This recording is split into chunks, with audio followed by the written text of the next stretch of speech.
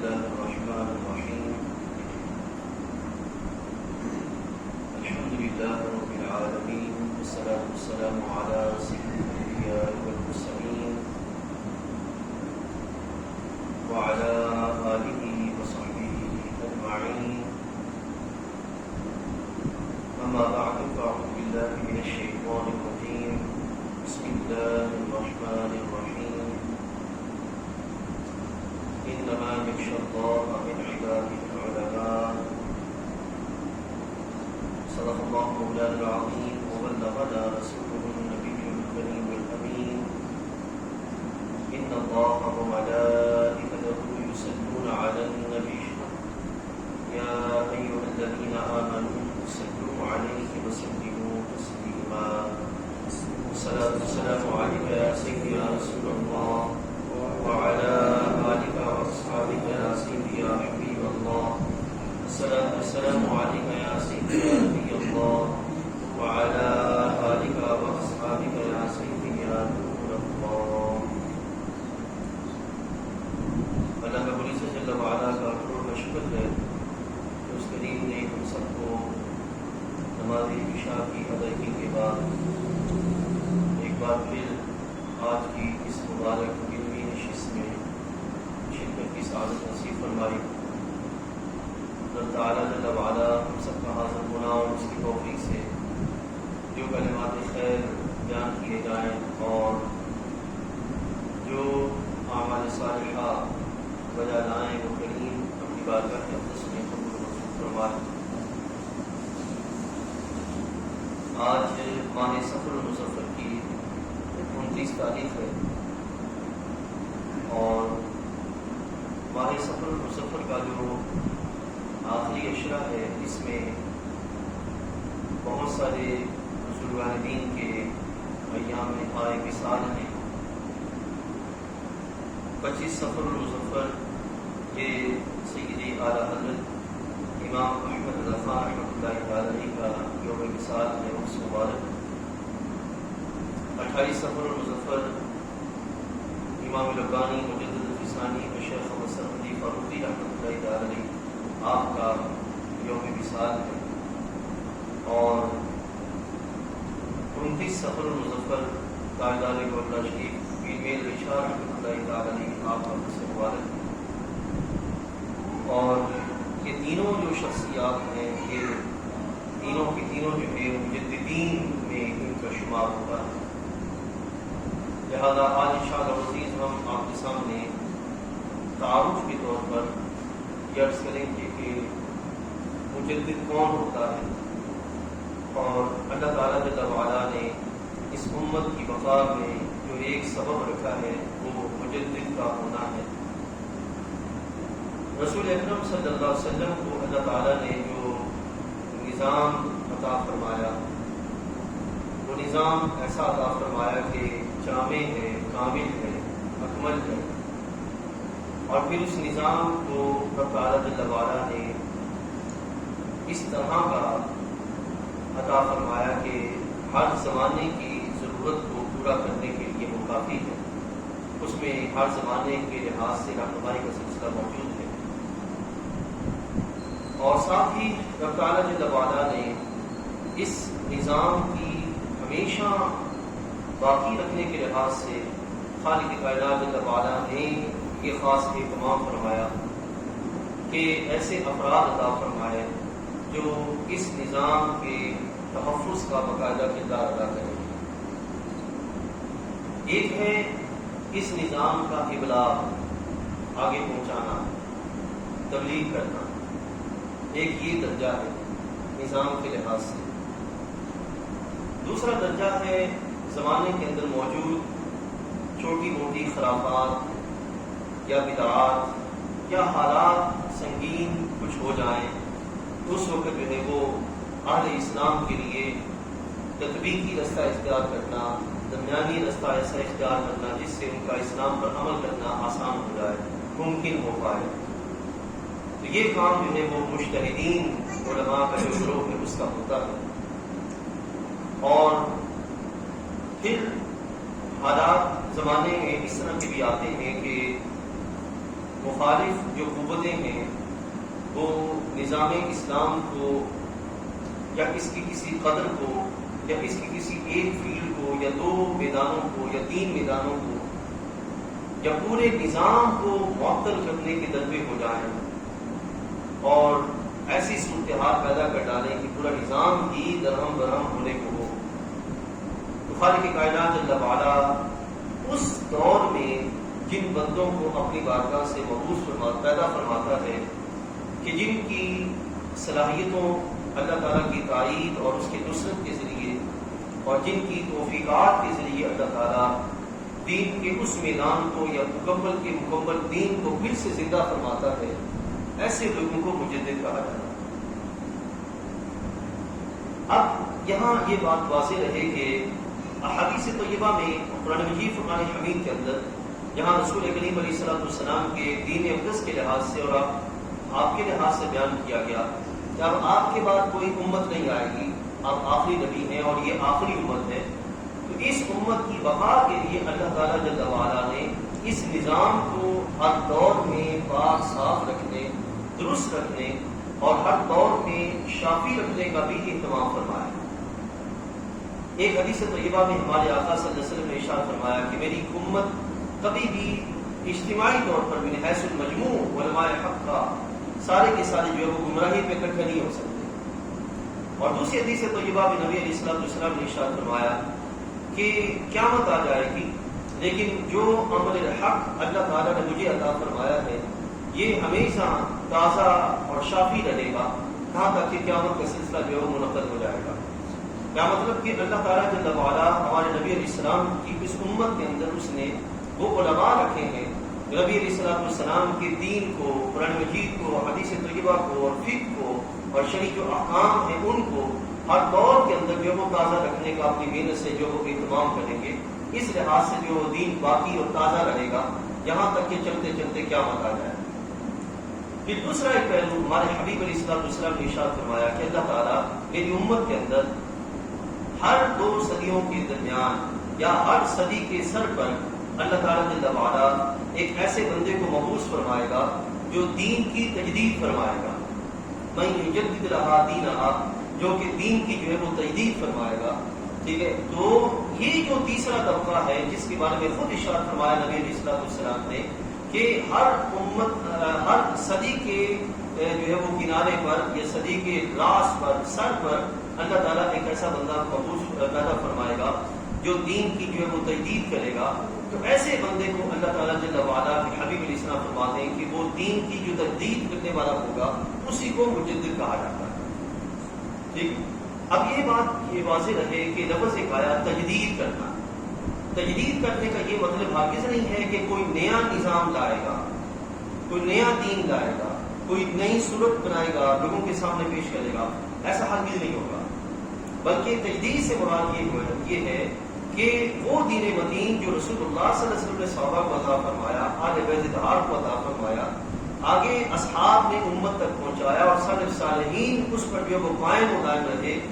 جس دین کے بارے میں رسول اللہ نے امت کو خوشخبری دی کہ یہ وہ چشمہ صافی ہے، یہ وہ پاکیزہ نظام ہے، اس دین پر جب بگاڑ آئے گا، اس دین میں لوگ خرابیاں پیدا کریں گے، فاسد نظریات، برے اعمال، ان کو دین بنا کر لوگوں کے سامنے پیش کریں گے، تو اللہ تعالیٰ جل وعلا اپنے اس بندے کو مبعوث فرمائے گا، بھیجے گا، پیدا کرے گا، جو آ کر اس دین کو جس میں فاسد نظریات اور برے اعمال کو دین بنا کے پیش کر دیا ہوگا، وہ برے اعمال دور کریں گے، فاسد نظریات دور کریں گے، اور جو صحیح اعمال اور صحیح نظریات ہیں ان کو امت کے سامنے پیش کرنے کا اہتمام کریں گے۔ ٹھیک ہے جی، اس کو جو ہے وہ مجدد کہا جاتا ہے۔ زیادہ مجدد جو ہے وہ کوئی نیا نظام متعارف نہیں کرواتا، بلکہ مجدد اسے دین متین کو جو اللہ تعالیٰ کے رسول علیہ السلام کو عطا کیا گیا ہوتا ہے اسی کی حفاظت کا اہتمام کرتا ہے اور اسی کی درستگی کا اہتمام کرتا ہے، اسی کے شافی یعنی کہ صاف کرنے کا اہتمام کرتا ہے اور وہ آگے اگلی نسلوں تک منتقل کرنے کا اہتمام فرماتا ہے۔ ٹھیک، اب یہاں یہ بات بھی واضح رہے کہ جو مجدد ہوتا ہے اس کی سب سے بڑی صلاحیت یہ ہوتی ہے کہ وہ ظاہر و باطن کا کامل علم رکھنے والا ہوتا ہے، نمبر 1۔ دوسری چیز جو بڑی خوبی ہوتی ہے وہ یہ ہے کہ جو مجدد ہوتا ہے اس کی جو رائے ہوتی ہے،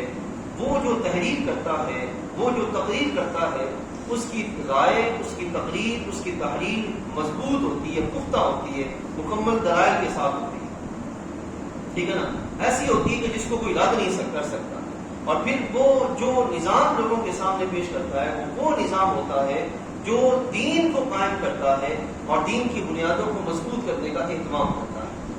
ٹھیک ہے، یہ ہے مجدد کے لحاظ سے کچھ تعارف جو میں نے آپ کے سامنے رکھا. اب میں آپ کو لیے چلتا ہوں، چند ایک پہلو آپ کے سامنے یہ بیان کیے دیتا ہوں کہ حضرت سیدنا مجدد الفسانی الشیخ محمد سرہندی فاروقی رحمۃ اللہ تعالی علیہ، آپ کے دور اقدس میں دین مدین کے ساتھ کیا ہوا، حضرت مجدد پاک رحمۃ اللہ تعالی علیہ نے وہاں پر اپنا کردار ادا کیا. اسی طریقے سے حضرت سیدی اعلیٰ حضرت رحمۃ اللہ تعالی علیہ آپ کے دور اقدس میں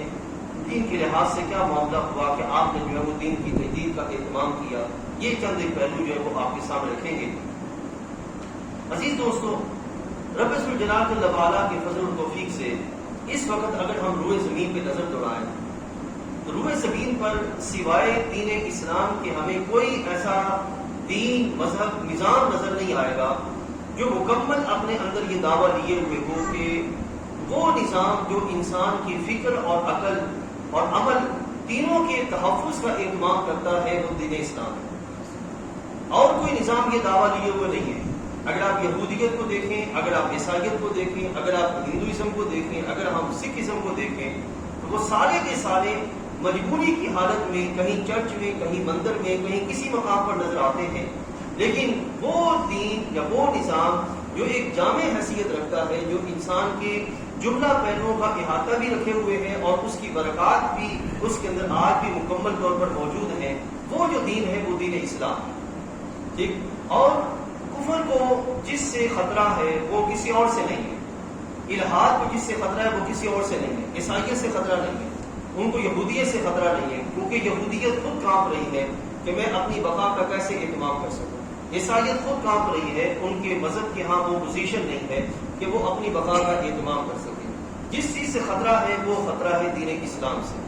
اسی لحاظ سے شروع سے ہی انہوں نے دین اسلام کے لحاظ سے ایسا اہتمام کیا کہ اس کی جڑوں کو کھوکھلا کیا جائے، اس کی تعلیمات کو مشکوک کیا جائے، اس کے مرکز و محور کو جو ہے وہ کسی طرح بے یقینی کا شکار کیا جائے تاکہ لوگ اس سے دور بھاگ سکیں، لوگ جو ہے وہ وسوسات کا شکار ہو سکیں اور لوگ جو ہے وہ دین مدین کو چھوڑنے کا اہتمام کر سکیں. اس لحاظ سے مختلف ادوار کے اندر اس کے پر مختلف بات ہوتے رہے، مختلف حربے استعمال کیے گئے، مختلف طریقہ کار جو ہے وہ استعمال ہوتے رہے. حضرت مجدد پاک رحمۃ اللہ تعالی علیہ کے دور اقدس میں اس وقت کو جو بادشاہ تھا وہ اکبر بادشاہ مسلمان تھا، صوفیاء کا ماننے والا تھا، علم سے شغف رکھنے والا تھا. ٹھیک ہے، لیکن اس کو تقریباً اس کی زندگی کے دو پہلو ہیں. ایک وہ پہلو ہے کہ جس میں وہ صوفیاء کے پاس جاتا ہے اور اہل علم کے ساتھ اس کا تعلق ہے، لیکن ایک دور وہ آتا ہے کہ جس میں وہ معاشرے کے اندر اسلام کے مقابلے میں ایک نظام متعارف کروا کر اسلام کو مٹانے کے درپے ہو جاتا ہے. ٹھیک ہے، اب وہ اسلام کو کیسے مٹانے کے درپے ہوتا ہے، ایسی کون سی اس کے ذہن کے اندر خباثت آتی ہے کہ وہ اسلام کو مٹانے کے درپے ہو جاتا ہے. اس کی تین بنیادی وجوہات ہیں. نمبر ایک، سب سے پہلے ہے اس دور کے اہل علم، وہ مادہ پرست تھے، جو دنیا پرست تھے، وہ خام اہل علم جن کا دین سے کوئی شغف نہیں تھا، اللہ کی بندگی کے ساتھ اس کا کوئی تعلق نہیں تھا، رسول اللہ صلی اللہ علیہ وسلم کی غلامی اس کیفیت کے ساتھ اس کا کوئی تعلق نہیں تھا. ان کا تعلق صرف اور صرف جو ہے وہ اپنے علم کے ساتھ اور جو ہے وہ دنیا پرستی کے ساتھ تھا. یہ وہ لوگ تھے جنہوں نے سب سے پہلے اکبر بادشاہ کو اسلام کے بنیادی جو ٹریک ہے اس سے ہٹانے کا اہتمام کیا. دوسرا، اس وقت کی وہ خام صوفیاء ہیں جن کے پاس جو ہے وہ جانے سے جو اکبر بادشاہ ہے، خام صوفیاء جن کا حقیقت سے ساتھ کوئی تعلق نہیں تھا، وہاں ان کے ہاں رسم و رواج تھی اور اللہ اور اس کے رسول کی کامل مضبوط نظام کے لحاظ سے اس کے ہاں کوئی سلسلہ نہیں تھا ان لوگوں کے ہاں. دوسرے وہ افراد، جب یہ دونوں جو لوگ ہیں یہ مادہ پرستی کے شکار ہو گئے اور حقیقت سے دور ہو گئے تو نتیجہ یہ نکلا کہ اکبر بادشاہ پر جو اس وقت ہندو تھے انہوں نے قریب آنے کا اہتمام کیا، اور ہندوؤں نے قریب آ کر اکبر بادشاہ پر جو سب سے پہلا وار کیا وہ یہ تھا کہ اکبر بادشاہ کے محل میں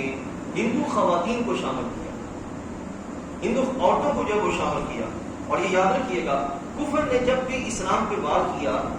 یا کوئی بھی دشمن قوت پہ جب وار کیا جاتا ہے، دشمن قوم پر جب وار کیا جاتا ہے، تو 3 بنیادی ہتھیار ہوتے ہیں جن کے ذریعے وار کیا جاتا ہے. ایک ہوتا ہے زن عورت، ایک ہوتا ہے زمین، اور ایک ہوتا ہے زن اور زمین. یہ 3 ہتھیار ہوتے ہیں کہ جن کے ذریعے دشمن قوم پر وار کیا جاتا ہے. تو اکبر بادشاہ پر جو وار ہوا وہ یہ خواتین کے لحاظ سے، ٹھیک ہے. جب خواتین کے لحاظ سے اکبر بادشاہ کلی طور پر جو وہ ان کے ہاتھیں جو وہ چلا گیا، تو اس کے بعد جو خام جو اہل علم تھے انہوں نے اکبر بادشاہ کی یہ ذہن میں بات ڈالی کہ جو نبی کے اندر خصوصیات ہوتی ہیں وہ خصوصیات آپ میں بھی پائی جاتی ہیں، لہذا آپ یوں کریے گا کہ ایک نظام لائیں جو نظام آج کے اس دور کے معاشرے کی ضروریات کو پورا کرنے کے لیے کافی ہو. ایسا جو نظام ہے وہ متعارف کروایا. اکبر بادشاہ نے جو ایک نظام متعارف کروایا، اسلام کے مقابلے میں باقاعدہ نظام جو متعارف کروایا. اب یہ انتہائی خطرناک بات تھا، اور آپ بھی اس بات کو سمجھیں گے. آپ تھوڑا سا شعور رکھنے والے احباب ہیں، اگر میں تھوڑی سی وضاحت کروں تو، کہ جب حاکم وقت اس کا جو مذہب ہوتا ہے نا وہ تیزی سے معاشرے کے اندر سرایت کرتا ہے. حاکم اگر دیندار خیرخواہ لوگوں کا ہوگا تو وہ دینداری اور خیرخواہی بڑے تیزی سے معاشرے کے اندر جو وہ رائج ہوتی چلی جائے. اور حاکم کا جو مذہب ہے اگر وہ دین بیزاری ہوگا، ٹھیک ہے، اور مادہ پرستی ہوگا، دنیا پرستی ہوگا، تو نتیجہ یہ نکلے گا کہ معاشرہ تیزی سے اسی نہج کی طرف جو وہ ترقی کرتا چلا جائے. ٹھیک ہے. اب اکبر بادشاہ کی جو سوچ تھی وہ باقاعدہ بنائی گئی، اور بنتے بنتے نتیجہ کا نکلا کہ اس نے ایک نظام متعارف کروایا اسلام کے مقابلے میں، اور یہ انتہائی خطرناک تھا. آج کے اس دور کے اندر بھی ہو یہ چکا ہے کہ مسلمانوں کے ہاں پاکستان کو بنے ہوئے قریباً جو ہے وہ 70 سال ہونے کو ہیں، اور پاکستان میں باقاعدہ حکومتی لیول پر ایسے کسی نظام کا باقاعدہ اعلان نہیں کیا گیا جو کہ جس کے بارے میں یہ کہا جائے کہ جو ہے وہ دین اسلام جو نظام مصطفیٰ یہ جو ہے وہ موجود ہے. نجی لیول پر، معاشرتی لیول پر، ہمارے سماج کے تک جو ہے وہ سلسلہ ہے وہ سارے کا سارا اسلامی جو ہے وہ موجود ہے. حضرت اگر آپ غور کیجیے تو آپ کو پتہ چلے گا کہ اگر حکومت وقت باقاعدہ اس چیز کا اعلان کر دے تو پھر نتیجہ کا نکلے گا کہ پوری کی پوری قوم جو ہے وہ اسلامی راہ و رسم جو ہے اس کو اپنانا شروع کر دے گی، اور پوری کی پوری سوسائٹی اسلامی نہج کی طرف بڑھنا شروع کر دے گی. اور حکومت وقت میں جو دین بیزاری ہے اس کا نتیجہ کا نکلتا ہے کہ قوم میں بھی وہی دین بیزاری کا سلسلہ باقاعدہ مختلف جگہوں سے ہوتا ہوا نظر آتا ہے. ٹھیک ہے. یہی کیفیت جو ہے وہ اکبر بادشاہ کے دور میں ہوئی. ابھی یہاں اس دور میں یعنی کہ دین کے مقابلے میں دین نہیں آیا، جزوی طور پر جو فکری خرابی ہے وہ فکری خرابی ہماری سوسائٹی میں خرابی کا سبب بن رہی ہے. اب سوچئے اگر یہ اتنی خطرناک ہے تو باقاعدہ اگر حاکم وقت دین کے مقابلے میں ایک نظام لے آئے تو پھر سوسائٹی میں کتنی خرابی واقع ہو. بات سمجھ آئے؟ اکبر بادشاہ کے دور میں اکبر بادشاہ نے دین کے مقابلے میں دین جو ہے وہ متعارف کروا دیا، اور یہ انتہائی خطرناک وار تھا اسلامی سلطنت پر بر صغیر پاک و ہند کے اندر کہ حاکم وقت جو ہے وہ استعمال ہو رہا ہے اسلام کے مقابلے میں دین لانے کے لحاظ سے، نظام لانے کے لحاظ سے. یہ انتہائی خطرناک بات. آپ یہ سن کے حیران ہوں گے کہ اکبر بادشاہ کا یہ سلسلہ جو تھا اس کے دور میں آغاز ہوا، اور اسی لپیٹ میں اس کا بیٹا شاہجہاں بھی تھا، اور اسی لپیٹ میں کچھ وقت اس کا بیٹا اورنگزیب عالمگیر بھی رہا. یعنی کہ 3 نسلیں باقاعدہ اسی نہج پہ کام کرتی ہوئی نظر آئی، اسی نظام کو معاشرے میں قائم کرنے کے لحاظ سے نظر آئی. اور حضرت امام ربانی مجدد الفسانی شیخ مسحدی رحمۃ اللہ تعالی علیہ آپ کو اس نظام کے ختم کرنے کے لحاظ سے کتنا عرصہ لگا؟ 1-2 سال نہیں، قریباً حضرت امام ربانی رحمۃ اللہ تعالی علیہ کو یہ سلسلہ ختم کرنے کے لحاظ سے 10 سال 20 سال نہیں 30 سال کا تقریباً حصہ لگا. 30 سال کا عرصہ لگا، 3 دہائیاں، اور 3 دہائیوں میں 3 نسلیں جوان ہو جاتی ہیں. ٹھیک ہے. حضرت سیدنا امام ربانی رحمۃ اللہ تعالی علیہ کو 3 دہائیوں کا تیسری دہائی جب چل رہی تھی، حضرت امام ربانی یعنی کہ تیسری جو نسل اورنگزیب عالمگیر جو بادشاہ تھا وہ حضرت مجدد پاک رحمۃ اللہ تعالی علیہ اس کے دور میں آپ قید میں تھے، آپ قید میں ڈال دیا گیا، آپ قید میں تھے. جب آپ قید میں تھے تو وہاں پر ادھر اورنگزیب عالمگیر جو وہ بیمار ہو جاتا ہے، اور اس کی خواب میں کوئی آ کے کہتا ہے کہ اگر تو شفا پانا چاہتا ہے تو جس کو تو نے قید کر رکھا ہے نا اس کو تو آزاد کر. وہ اللہ کا مبارک بندہ جس کو تو نے قید کر رکھا ہے بے گناہ، وہ صرف اور صرف دین چاہتا ہے، اسلام کی سربلندی چاہتا ہے، اور تم جس باطل رستے کو معاشرے کے اندر رائج کر چکے ہو اس کو ختم کر کے اس اللہ کی زمین پر اسلام کی سربلندی چاہتا ہے، اور جو رسول اللہ صلی اللہ علیہ وسلم لے کر تشریف لائے اسی کے بقا کا اہتمام چاہتا ہے. لہذا تم جاؤ اس کی طرف اور اس سے معافی مانگو. اورنگزیب عالمگیر جو ہے وہ آتا ہے اور آ کر آپ سے درخواست کرتا ہے کہ ہم آپ کو جو ہے وہ آزاد کرتے ہیں. تو اکبر بادشاہ کے اس پوتے اس کلام پر حضرت امام ربانی رحمۃ اللہ تعالی ارشاد فرمایا کہ میں اس وقت تک یہاں سے باہر نہیں نکلوں گا جب تک تم نے اور تیرے باپ نے جو نظام قائم کیا ہے اس نظام کو باقاعدہ ختم کر کے جو نظام رسول اللہ نے عطا فرمایا تھا اس نظام کو صحیح معنی میں قائم کرنے کا اہتمام نہ کروں. اس وقت تک جو میں باہر نہیں آؤں. یعنی کہ آپ نے باہر ہی رہ کر پہلے جو اہتمام کر چکے تھے، اس کے بعد اندر اب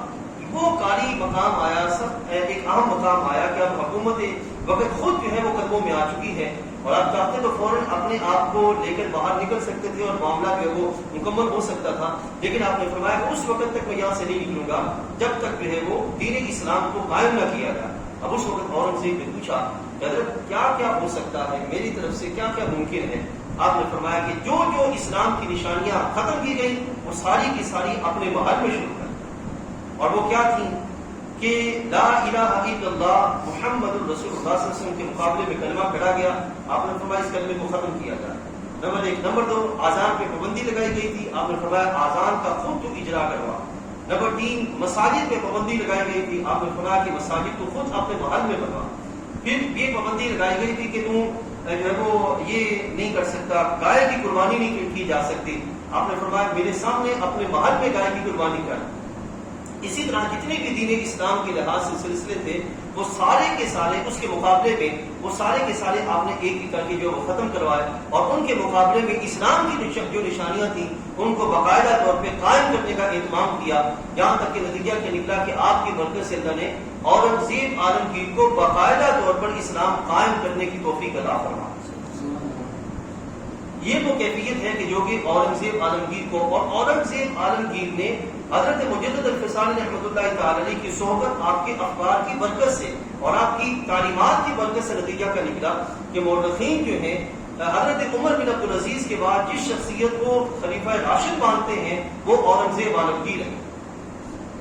ٹھیک ہے نا. یعنی کہ یہ صوفیاء ایک وہ صوفی ہے جو صوفی خام ہیں جن کو کچھ خبر نہیں ہے کہ حقیقت کیا ہے، زمانے میں ذمہ داریاں کیسے نبھانی ہیں اور اللہ اور اس کے رسول کے احکام کا نفاذ کیسے کیا جانا ہے. اور دوسری طرف حضرت مجدد الفسانی رحمۃ اللہ تعالی علیہ تھے کہ آپ نے باقاعدہ نظام اسلام کو عملی طور پر قائم کرنے کا اہتمام کیا. اور یقین جانیے گا اگر ہم اپنی ساری زندگی حضرت مجدد باب رحمۃ اللہ تعالی علیہ کی بارگاہ میں خراج عقیدت اور ان کو سلام عقیدت پیش کرتے رہیں تو پھر بھی ہم ان کا احسان نہیں چکا سکتے، خاص طور پر بڑے صغیر پاک مہم کے جو لوگ.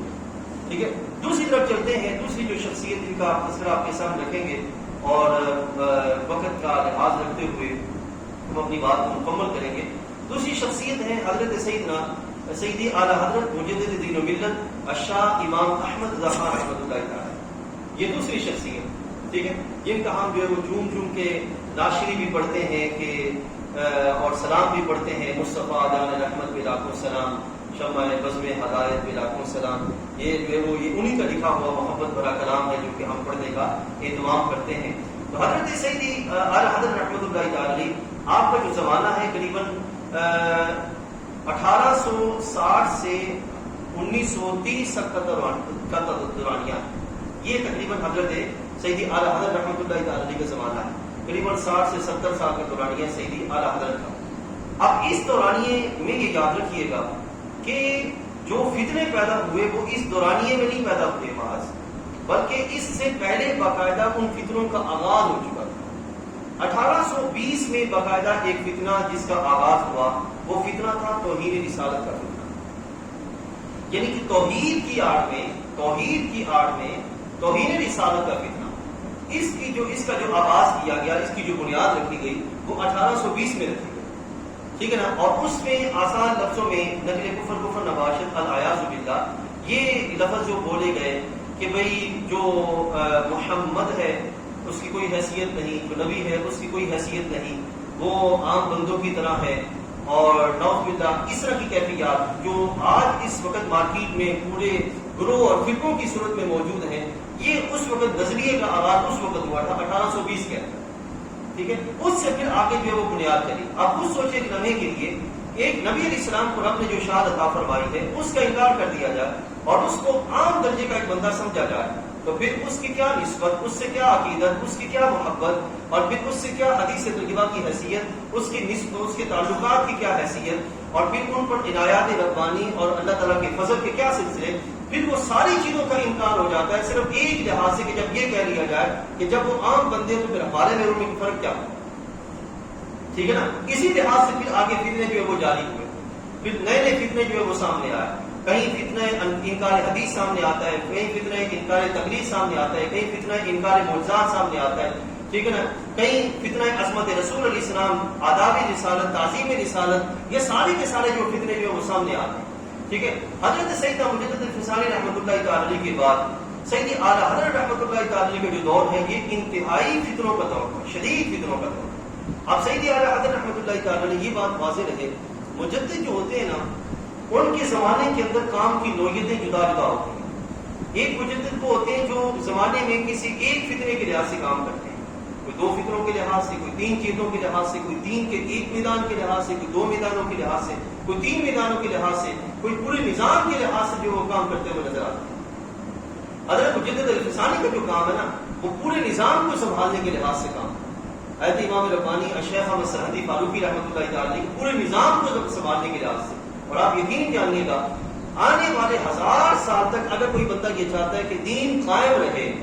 ٹھیک ہے نا، اس کے لیے کوئی مسودہ، کوئی مکمل ایک نظام کہ جو ایک تیار شدہ اس کو اگر کہیں وہ چاہتا ہے کہ وہ مجھے ملے، تو اس کے لیے وہ مکتوبات امام ربانی رحمۃ اللہ تعالی،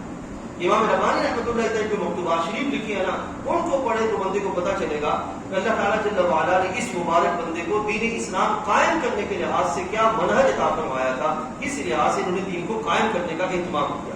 آج جو دین میں بگاڑ ہے، مثال کے طور پر میں آگے بڑھتا ہوں یہ مثال عرض کر کے کہ ایک مستحب عمل ہے اس کو اتنی اہمیت دے دی جاتی ہے کہ اس کے مقابلے میں فرض کو کوئی اہمیت نہیں دی جاتی.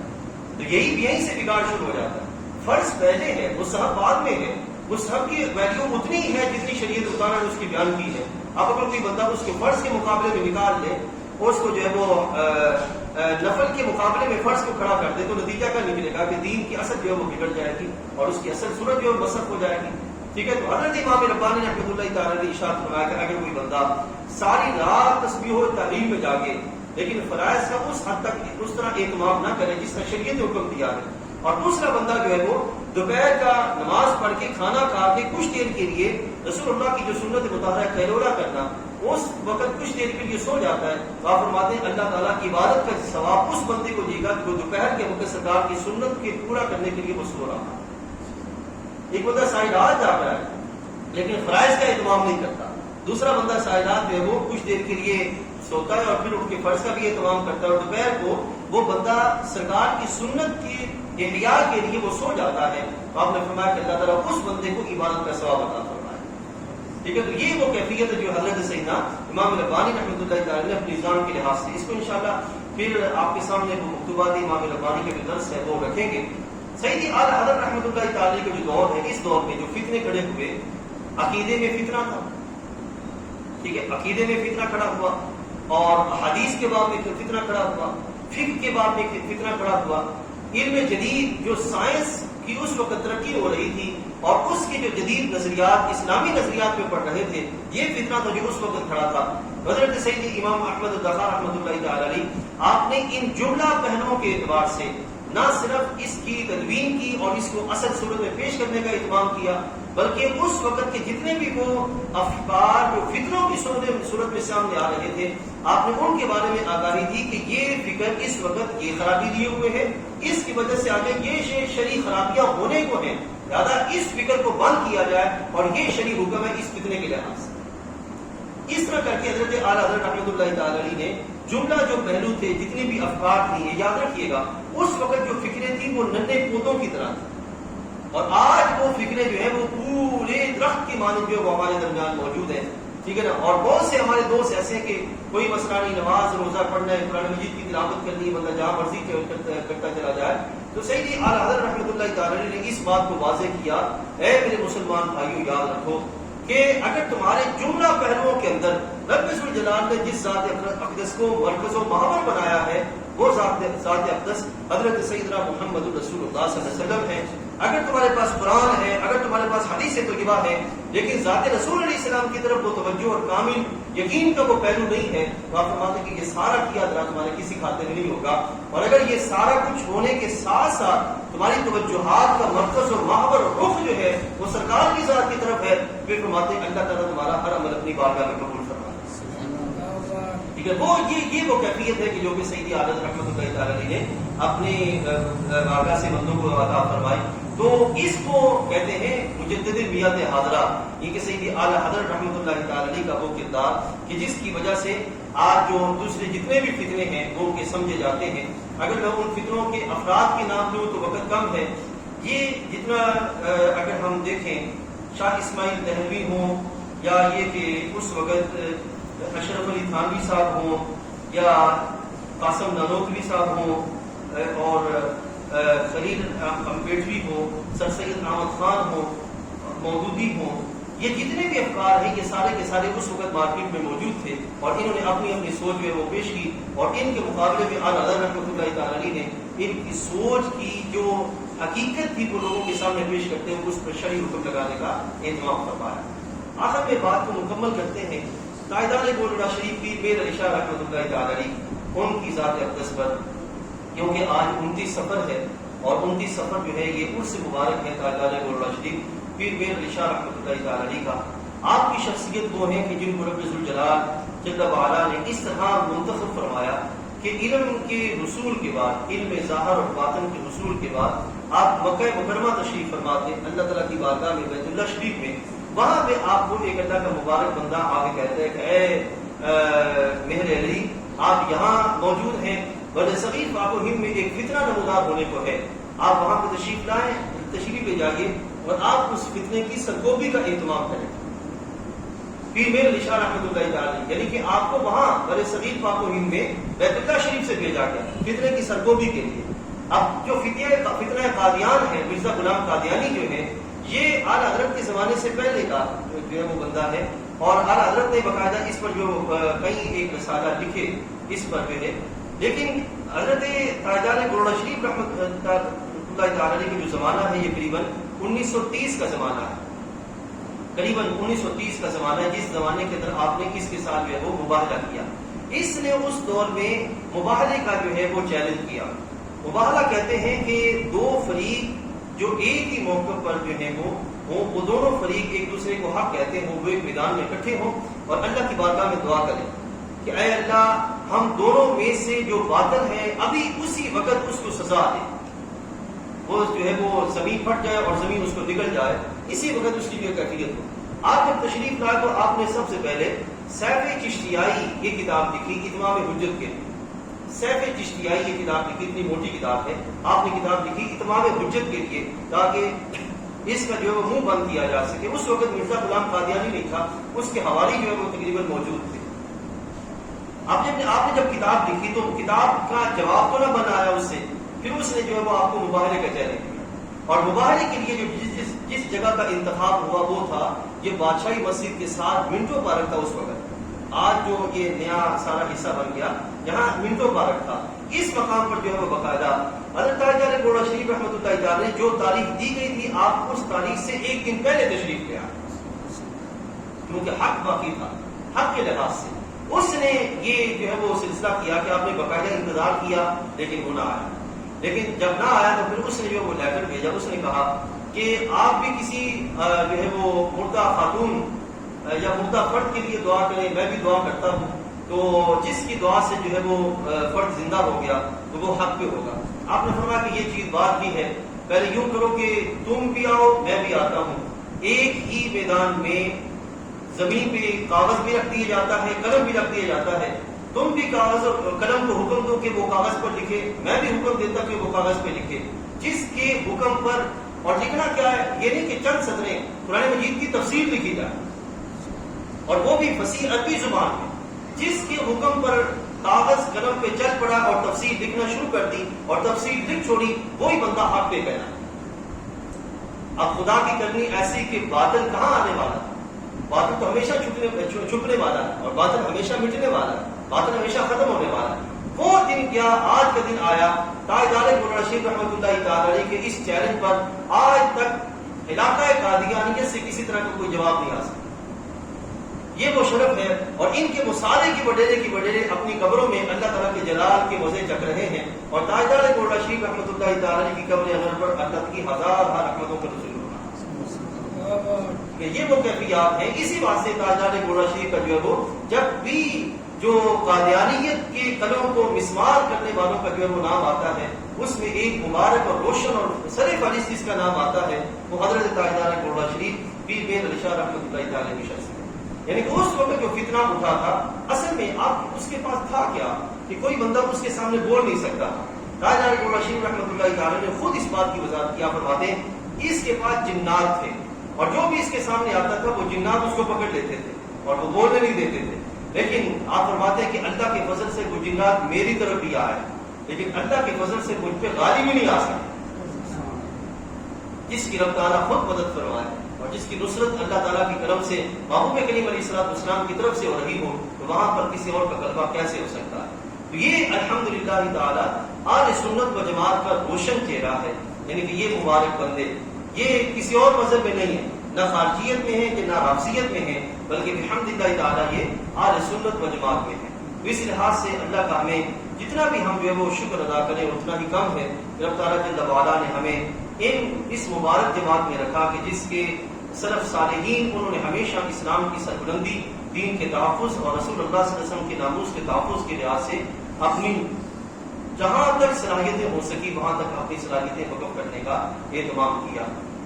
اللہ تعالیٰ جل وعلا ہم سب کا آنا بیٹھنا اپنی بارگاہ اقدس میں قبول فرمائے. انشاءاللہ